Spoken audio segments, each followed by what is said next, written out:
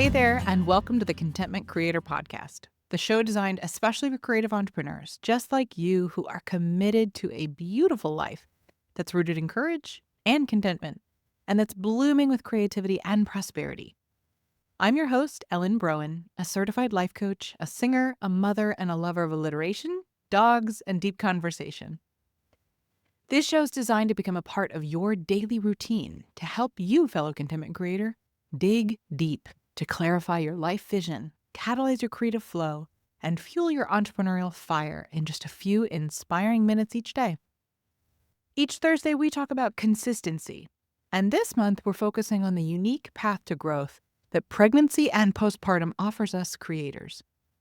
Today's episode is all about the relationship rhythms that help you feel like a team again. Let's talk about teamwork. Not the checklist kind, not the divide and conquer the to-dos kind, but the kind that's about staying attuned, emotionally synced, and oriented toward one another, even when everything in your life is changing. Because when you're in the thick of pregnancy or postpartum, where one or both of you is operating on little sleep, shifting hormones, heightened sensitivity, and entirely new physical or emotional needs, the old rhythms of your relationship might not hold anymore. And here's the tender truth. Sometimes you're doing everything right on paper and still feeling completely disconnected. Because what's needed in this season isn't more systems. It's more resonance, more ways of saying, I'm right here with you, without needing to carve out 2 hours for a perfect conversation. This isn't the season for lofty rituals or unrealistic schedules. This is the season of micro-attunements, of recalibrating to the feel of being on the same team, even if nothing about your lives feels stable. Here's what I want to explore together today. What does teamwork actually look like when your capacity is constantly shifting? It might look like one partner saying, "You sleep, I've got this," with no resentment. A shared glance when the baby finally goes down and you both just have a second to breathe. A quick squeeze of the hand while brushing your teeth that says, I see you and I'm here with you. Tagging in and out on a hard moment with a simple, do you need a second? Learning to read each other's overstimulation signals before they become explosions. Offering to meet a need the other hasn't even voiced yet. A meal, a refill, a word of encouragement. Not perfectly, not always evenly, but with intention, with care. In our most aligned moments as partners during this season, my husband and I weren't checking boxes. We were checking in with energy, with tone, with presence. Because here's what I learned. Teamwork in this season isn't about splitting everything 50-50. It's about collectively noticing what's needed and responding with grace, not scorekeeping. Some days that might mean you carry more. Other days they do.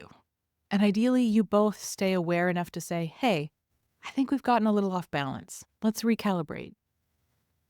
Let's also name this. In the world of relationships, there's a lot of talk about meeting needs. But in this season, your needs will likely exceed your partner's capacity at times, and vice versa. That is not a sign of failure. That's the math of human limits.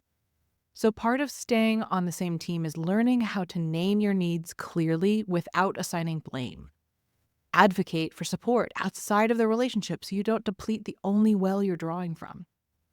Honor your own needs without guilt when your partner can't meet them in the moment. And offer care to them too, not as an obligation, but as a way to remind them that they're not alone either. Because both of you are in the midst of becoming. So if you're in that phase where your conversations are short, your sleep is shorter, and your capacity is stretched, let this be your reminder. You don't need perfect communication to stay on the same team. You just need presence, small daily choices that say, I'm still with you. And when you both anchor into that, even amidst the chaos, the crying, the curveballs, you stay connected in the ways that actually matter. So take today's reflection with you. What does teamwork feel like in my body? Not just what does it look like on paper? And what's one small, low-pressure way we could return to that feeling this week?